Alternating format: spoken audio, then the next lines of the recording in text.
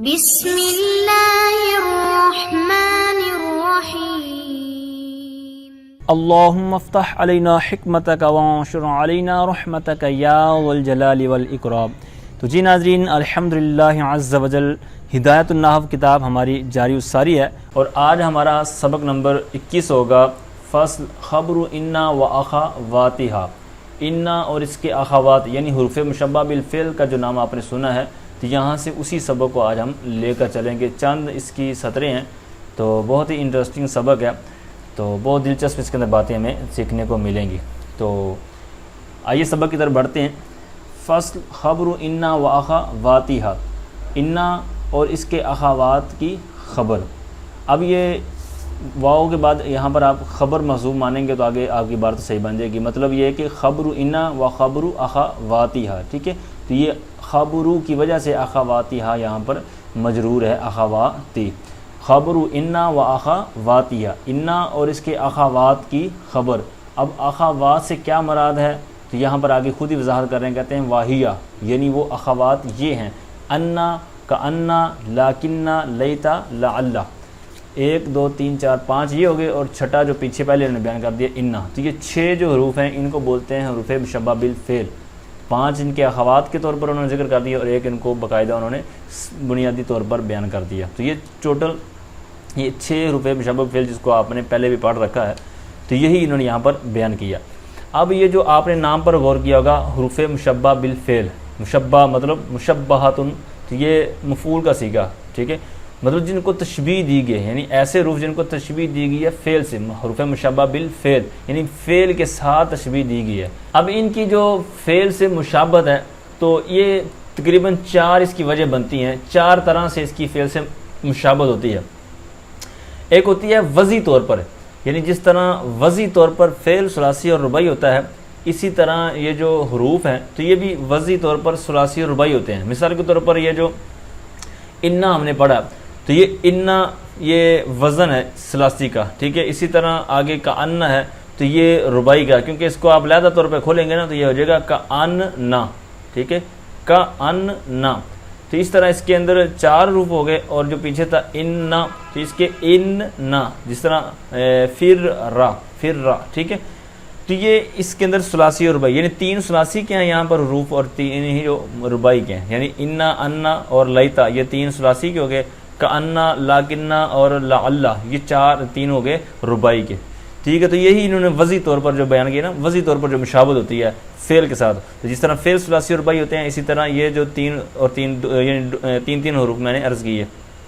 اسی طرح وزن کے اندر بھی فعل سے مشابہت ہوتی ہے، یعنی جس طرح افعال کا وزن ہوتا ہے تو یہ وزن میں بھی فعل کے مشابہ ہوتے ہیں۔ مثال کے طور پر یہ انا جو ہم نے پڑھا، تو یہ فرہ آپ نے وزن بنایا تو فرہ کے وزن پر بن گیا۔ اسی طرح جو انا ہے یہ مدہ کے وزن پر ہے، اور کأنہ جو ہے یہ خرجنا کے وزن پر آ گیا، ٹھیک ہے۔ اس طرح کوئی اور بھی مثالیں آپ لگا سکتے ہیں۔ اسی طرح لاکنہ جو ہے یہ داربنا، ٹھیک ہے، لاکنہ، اس کو آپ کھولیں گے نا تو یہ داربنا کے وزن پر ہو جائے گا۔ اسی طرح لعلہ جو ہے تو اس کو آپ کھولیں گے تو یہ دحرجہ کے وزن رباعی ہو جائے گا۔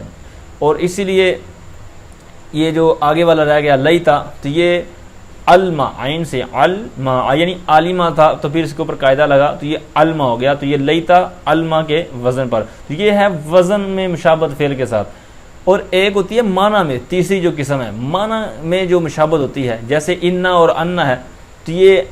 حققتو کے معنی میں، یعنی حقیقت کے معنی میں ہوتا ہے کہ میں نے ثابت کیا۔ اسی طرح کا انا ہوتا ہے جو یہ شبہتو کے معنی میں ہوتا ہے۔ اسی طرح لاکنہ جو ہوتا ہے یہ استدرکتو کے معنی میں ہوتا ہے۔ لیتا اور یہ جو ہوتا ہے لیتا، یہ تمنیتو، تمنا کے معنی میں، ٹھیک ہے۔ لعلہ جو ہوتا ہے یہ ترجیتو کے معنی میں، امید کے معنی میں ہوتا ہے، ٹھیک ہے۔ اسی طرح یہ جو افعال ہیں، یہ جو حروف ہیں، یہ افعال کے جو معنی کے اندر مشابہت رکھنے والے ہوتے ہیں۔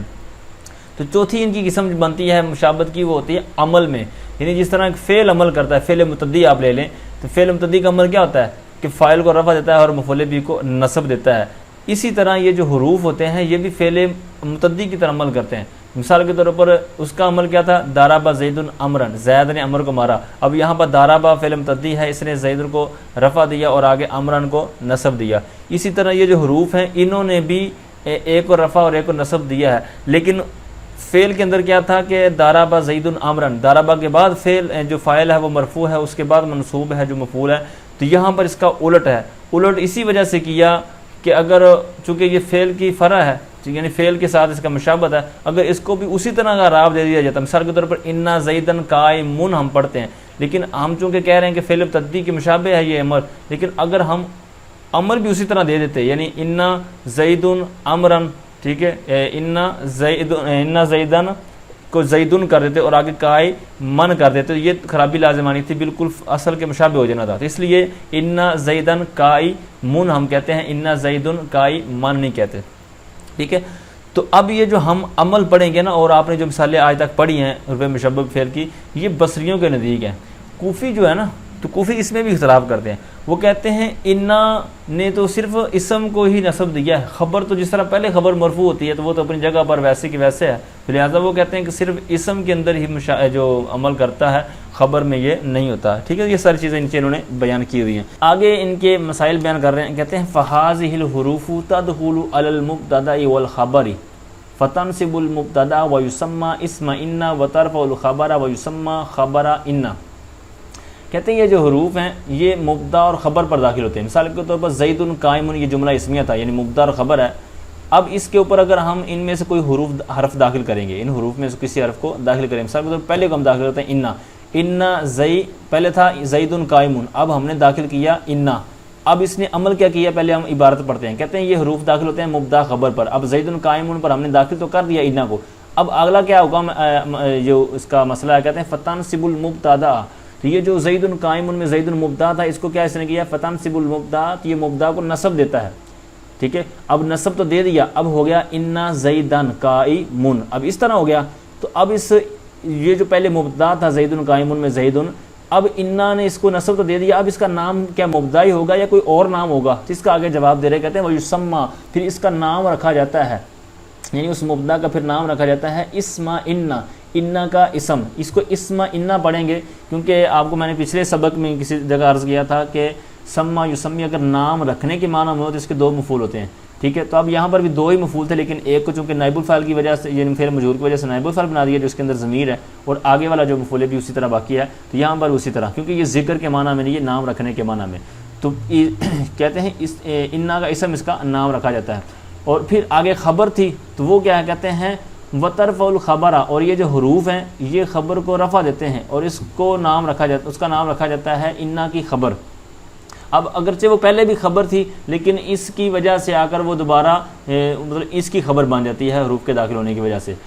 آگے فرماتے ہیں فخبر انا, تو انا کی جو خبر ہے کہتے ہیں هو المسند بعد دخولها, ان کے دخول کے بعد, یعنی حاضمی ہو جائے گی حروف کی طرف. اب حروف سارے مراد نہیں ہیں, بلکہ ان حروف میں سے کوئی ایک حرف داخل ہو جائے تو اس کے بعد یہ خبر جو ہے یہ اس کی مسند بن جاتی ہے. مطلب